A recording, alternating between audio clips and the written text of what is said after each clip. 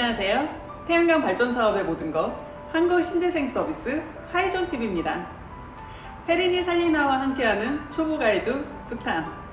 오늘은 태양광에 대한 가짜뉴스, 오해들에 대해서 준비해봤습니다.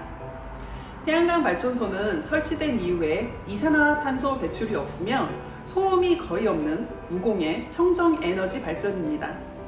하지만 태양광 발전이라고 하면 환경오염의 주범이라는 가짜뉴스들이 많은데요. 이 부분들에 대해서 하나하나 체크해 보도록 하겠습니다.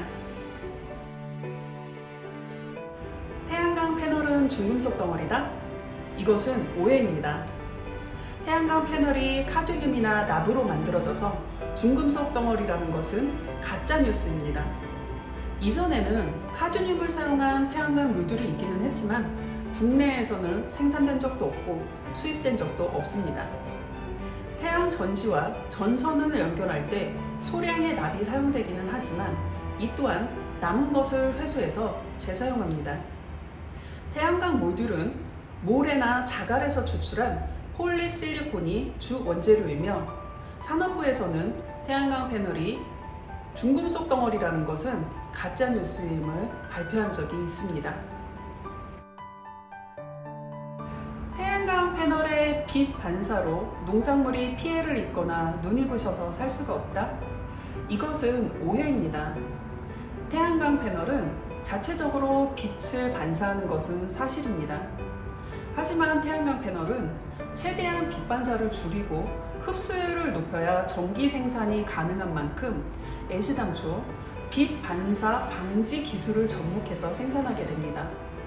태양광 모듈은 실제 일상생활에서 우리가 많이 보는 건물 외장재의 유리, 비닐하우스 혹은 수면의 빛 반사율보다도 낮습니다.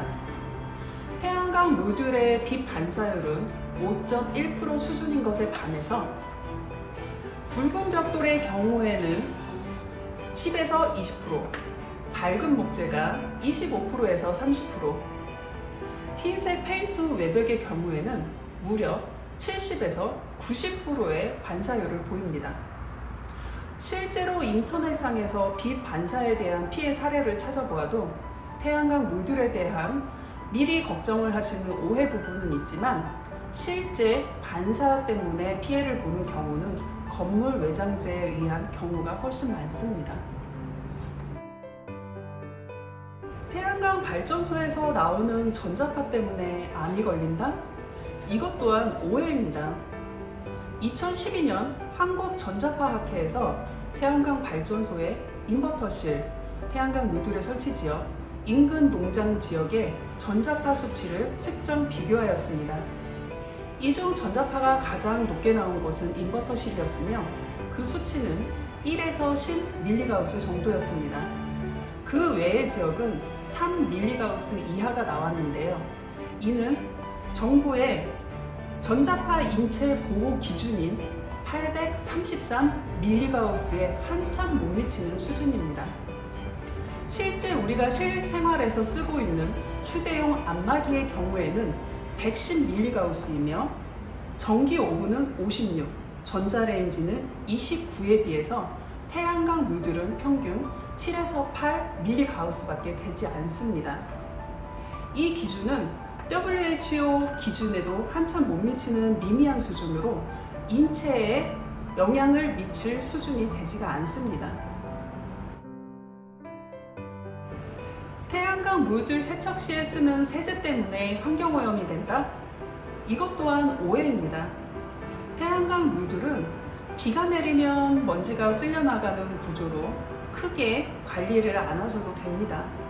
다만 새해 오물이라던가 비로 인해 씻기지 않는 오염물질이 있다면 닦아주시는 것이 효율에 좋습니다. 이때에도 세제를 사용한다기보다는 부드러운 청과 물만으로 세척해 주시는 것이 좋습니다. 이 내용은 태양광 모듈 생산 기업에서도 명시하고 있으며 유리의 특성상 물만으로도 오염물질이 잘 닦입니다. 수명이 다한 폐 모듈로 인한 환경오염은 어떻게 할까요? 태양광 모듈은 대부분 재활용이 가능한 원료로 만들어져 있습니다. 선진국의 사례를 보면 상당 부분 회수와 재활용 과정을 거쳐서 다시 사용되고 있습니다. 우리나라에서도 2021년 준공을 목표로 태양광 재활용 센터가 건립 중이며 폐태양광 모듈에서 유리, 은, 실리콘, 납 등을 회수해서 재활용할 예정입니다. 태양광 발전소를 설치하면 자연이 훼손된다? 이 부분은 맞기도 하고 틀리기도 합니다. 최근 태양광 발전 사업이 자연을 훼손한다는 논란이 일고 있습니다. 무분별한 태양광 발전 사업으로 인해서 자연이 훼손된 것도 사실입니다. 이에 따라서 정부에서는 꾸준한 노력을 이어오고 있는데요. 먼저 자연 훼손을 최소화하기 위해서 산지 태양광 규제를 강화하고 있습니다. 경사도를 강화해서 15도 이상에서는 태양광 발전소를 설치할 수 없으며 REC 가중치도 1.2에서 0.7로 줄였습니다. 나중에는 산림을 원상 복귀해야 하는 등 산지 태양광의 규제가 상당히 강화되었습니다. 이로 인해서 작년 대비 산지 태양광 허가 건수는 90% 이상 줄었다고 합니다. 태양광 발전 사업이 환경을 생각해서 생긴 사업인 만큼 자연 훼손은 최소화해야 되겠죠. 마지막은 태양광 발전 사업 수익에 대한 오해입니다. 태양광 발전 시스템을 잘 모르시는 분들은 효율이 급격히 떨어져서 몇 년 후에는 태양광 발전 사업에 수익이 없을 것이라고 말합니다. 하지만 이는 사실과 다릅니다. 태양광 모듈의 발전 효율은 연간 약 0.5% 이내에서 감소합니다. 또한 태양광 모듈 업체에서는 태양광 모듈의 효율 보증을 85% 이상 20년에서 25년까지 보증해 줍니다. 그렇기 때문에 발전 효율로 인한 수익 감소는 크지 않습니다. 수익에 대한 또 다른 오해는 S&P와 REC의 가격 하락으로 더 이상 태양광 발전 사업의 사업성이 없다는 오해입니다. 사실 S&P와 REC의 가격 하락으로 태양광 발전 사업의 수익이 줄어든 것은 사실입니다. 하지만 그와 동시에 설치 비용 또한 하락했고 태양광 모듈은 고효율이 되었으며 양면 모듈로 인해서 후면 발전량이 10% 이상 증가했다는 것도 주목하셔야 합니다. 현물 시장의 경우에는 앞으로도 REC와 S&P가 가격이 하락할 것이라는 전망도 있으며 S&P가 바닥을 찍었기 때문에 이제는 올라갈 일만 있다고 전망하시는 분들도 있습니다. 현물 시장의 경우에는 불안정한 시장 상황으로 이 부분에 대해서는 면밀하게 검토 후에 사업을 추진하시는 것이 좋을 것 같습니다. 하지만 한국형 FIT의 조건이 되시는 분들이라면 아직까지도 사업성이 굉장히 좋은 태양광 발전 사업입니다. FIT의 경우에는 20년간 고정된 가격으로 연금식 수익을 받으실 수 있기 때문에 지금 시작하시는 것이 좋습니다. 태양광 발전 사업 수익에 대한 부분은 옆에 표로 만들어 두었으니 면밀히 검토해 보신 후 사업성을 따져보시기 바랍니다. 지금까지 태양광 발전의 오해와 가짜뉴스에 대해서 알아봤습니다. 이런 가짜뉴스의 폐해는 한두 가지가 아닌데요. 정부의 친환경 에너지 전환 정책에 발목을 잡을 뿐더러 소모적인 국론 분열을 야기시키고 최근에는 태양광 발전소 설치를 두고 주민과 태양광 발전 사업자의 분쟁이 잦아지고 있습니다.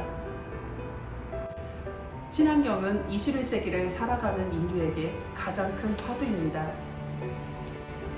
우리나라는 지난해 4월 탄소 인증제를 실시한다고 밝혔습니다. 정부에서는 태양광 모듈당 10%의 온실가스를 감축한다면 연간 23만 톤의 온실가스가 감축되고 이는 소나무를 약 200만 그루를 심는 것과 맞먹는다고 도입 취지를 설명했습니다.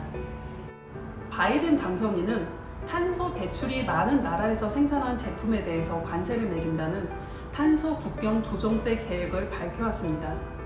우리나라는 2050년 탄소 중립을 선언했지만 당장 10년 뒤 온실가스 감축 목표 달성도 불투명한 상황입니다.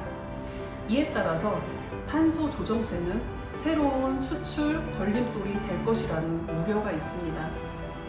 태양광 발전은 미세먼지와 기후변화 문제를 풀어나갈 수 있는 친환경 에너지원임에는 이견이 없습니다. 태양광 발전의 가짜뉴스는 근절해야 할 것이며 부작용이 있다면 문제점을 찾아서 개선해 나가야 할 것입니다. 지금까지 영상을 시청해 주셔서 감사합니다. 다음 시간에 다시 만나요.